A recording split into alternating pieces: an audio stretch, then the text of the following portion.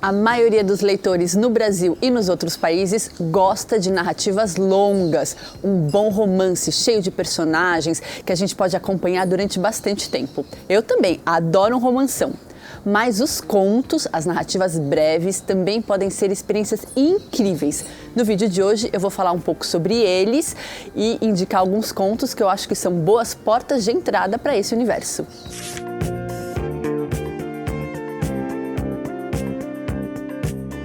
Conto é uma narrativa de ficção mais curta. Em geral, a história está mais condensada. Por isso, ele costuma ter menos personagens, menos ações e menos eventos. Em geral, nos contos, o personagem passa por uma transformação e a história tem um clímax na parte final. A novela é um meio do caminho entre o conto e o romance. A novela traz uma narrativa de ficção mais longa que o conto, mas não com tanta densidade e tantos personagens como o romance.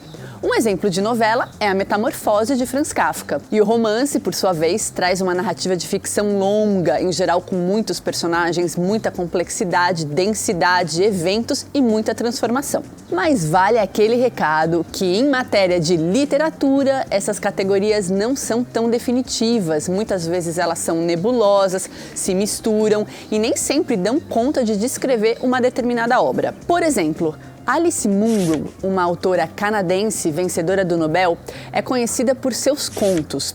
Mas às vezes ela consegue tamanha densidade nas suas histórias que os seus contos mais parecem romances. Ela ficou conhecida, entre outros motivos, por trabalhar uma espécie de conto longo. E também existem romances, principalmente na literatura contemporânea, que são mais enxutos. Não necessariamente eles trazem vários personagens, várias reviravoltas e são super densos. Hoje eu vou falar mais detalhadamente do conto moderno, que surgiu com Edgar Allan Poe. Mas antes, um recadinho rápido. Se você é novo ou nova por aqui, não esquece de se inscrever no canal, ativar o sininho de notificação para saber quando tem vídeo novo e dar aquele joinha que é rapidinho e ajuda muito a gente. Também quero te convidar para seguir o Instagram da Antofágica e o meu pessoal, Liv Piccolo, com 2 Cs. Onde eu compartilho conteúdo sobre literatura, cinema, séries e muito mais. É importante dizer que antes de Edgar Allan Poe já existiam diversos relatos narrativos curtos em muitos países. Na Itália, por exemplo, Decameron de Giovanni Boccaccio, uma obra clássica medieval que inspirou Shakespeare e Miguel de Cervantes, tem uma narrativa condutora com várias narrativas curtas dentro dela. Basicamente, essa história condutora é a seguinte: alguns jovens de Florença resolvem fugir da cidade porque a peste negra está devastando tudo. Eles decidem se refugiar numa espécie de casa de campo e ali no pátio da casa contam histórias uns para os outros, para se distraírem. Muitas dessas histórias curtas são divertidíssimas, picantes, cheias de cenas de sexo e situações cômicas bem escrachadas. Pois é, em plena Idade Média, porque essas histórias foram escritas entre 1348 e 1353. Na Espanha, as novelas exemplares de Miguel de Cervantes também são exemplos de narrativas curtas.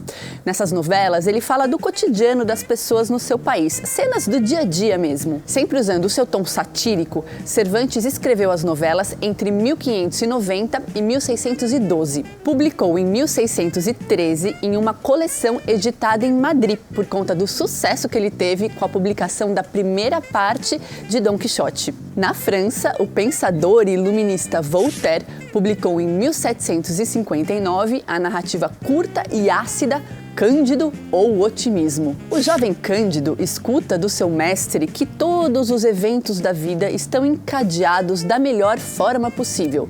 Só que acontece tanta desgraça na vida do coitado do Cândido que é difícil acreditar nisso. Só que nenhuma dessas narrativas curtas constitui exatamente o que hoje a gente chama de conto. Tá, eu entendi, Lívia, mas afinal, o que é conto? É consenso entre os especialistas que o conto moderno surge com Edgar Allan Poe. Ele inventa vários gêneros: o conto psicológico, o conto de terror, o conto policial. Só que é mais que isso. Poe inventa outra lógica para a narrativa curta. Quem falou sobre essa outra lógica que Poe inventa com o conto foi Ricardo Piglia, um escritor, crítico literário e estudioso argentino super importante quando a gente está falando de entender a estrutura do conto. Eu vou resumir aqui uma parte do pensamento de Ricardo Piglia que ele desenvolveu no seu ensaio Teses sobre o Conto, que está no seu livro Formas Breves, publicado no Brasil em 2014. Antes de Edgar Allan Poe, as narrativas curtas queriam ensinar alguma coisa. Elas tinham um princípio moralizante. Por exemplo, Cândido, que eu trouxe aqui para vocês. Voltaire queria passar a mensagem de que ser otimista o tempo todo não é lá muito recomendado. Os contos de Edgar Allan Poe não têm o objetivo de passar nenhuma mensagem. Além disso, eles contam duas histórias. Ah, Lívia, não estou entendendo nada. Calma, vem comigo. Essa tese das duas histórias em um só conto, o Ricardo Piglia desenvolveu a partir de uma frase do Anton Chekhov nos seus blocos de anotação. Aliás, Chekhov é outro mestre dos contos. Ele escreveu essa frase quando estava tendo ideias para escrever um conto que efetivamente ele nunca chegou a escrever. Mas olha só a frase. Um homem em Monte Carlo vai ao cassino, ganha 1 milhão, volta para casa, suicida-se.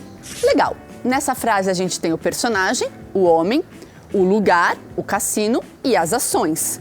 Ganhar 1 milhão e se suicidar. Opa, peraí. Tem alguma coisa estranha aqui. Ele ganhou 1 milhão e se suicidou? Não seria mais lógico e esperado que ele perdesse 1 milhão e então se suicidasse?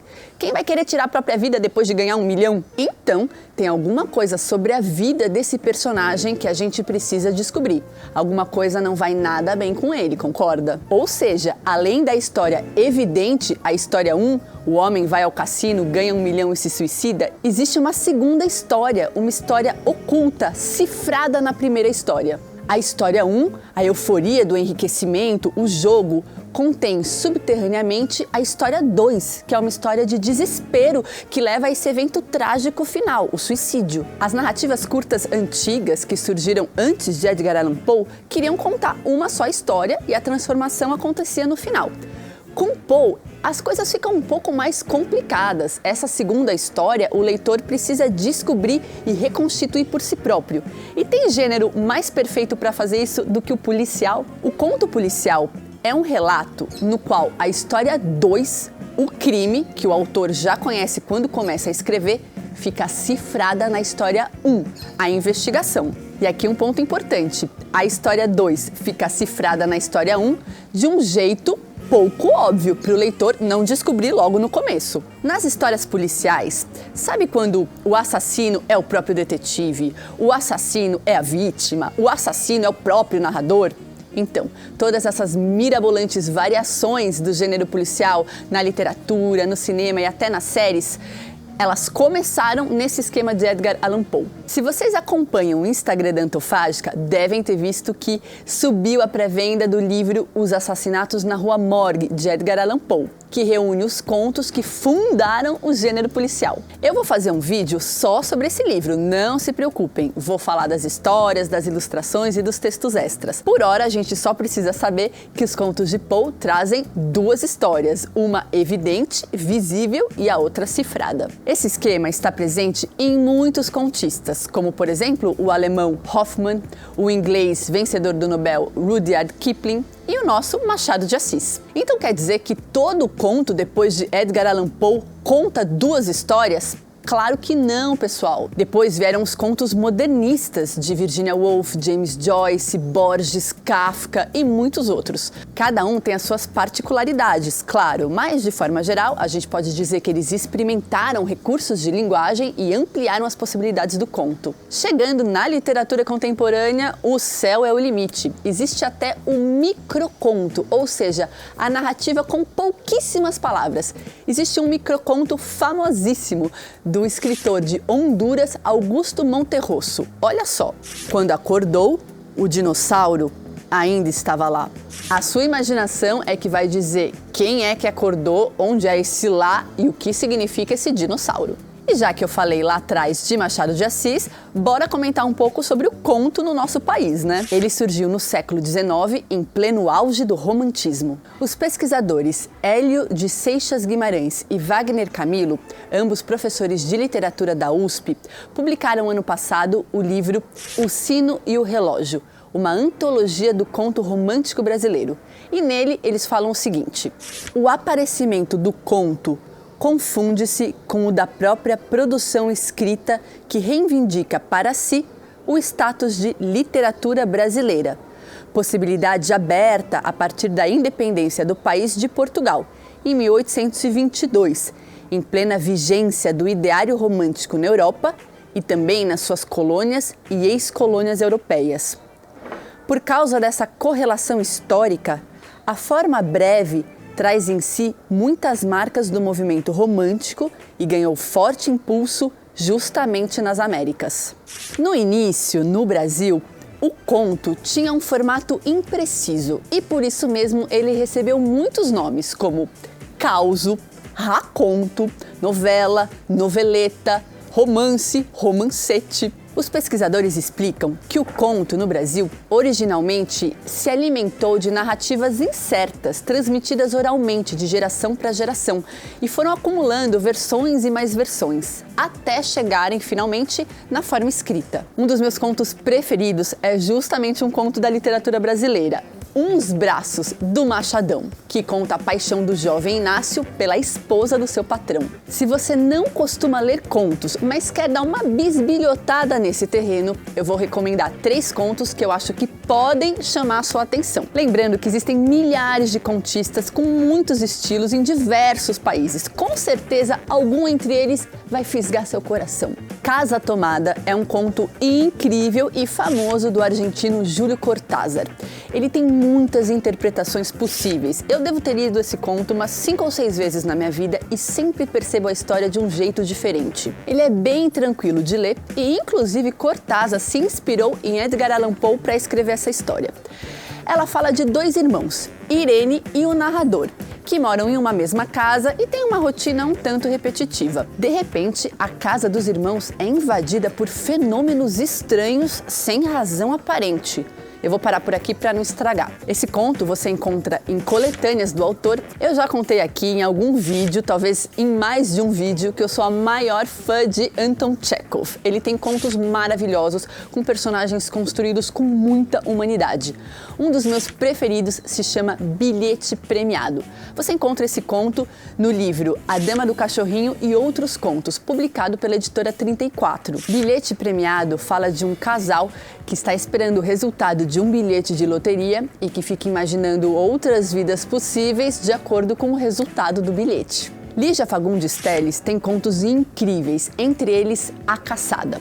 Ele fala de um homem que entra em uma loja e observa uma tapeçaria. No dia seguinte, ele volta à loja e começa a ter uma espécie de delírio com a tapeçaria, se confundindo e mexendo com os nossos sentidos. Esse é um conto bem sensorial. Ele foi publicado pela primeira vez em 1965 no livro Antes do Baile Verde. E ele é bem curtinho, você literalmente lê em uma sentada. Eu poderia ficar horas falando de contos aqui com vocês, porque muitos autores têm narrativas breves incríveis. Guimarães Rosa, Clarice Lispector, Dalton Trevisan, Mia Couto, Rubem Fonseca, Hemingway, a lista é infinita. Então, agora é hora de vocês me contarem se gostam de contos e deixar aqui embaixo a sugestão de um conto incrível que vocês já leram e foi muito marcante. A gente se vê na próxima quinta com mais um vídeo.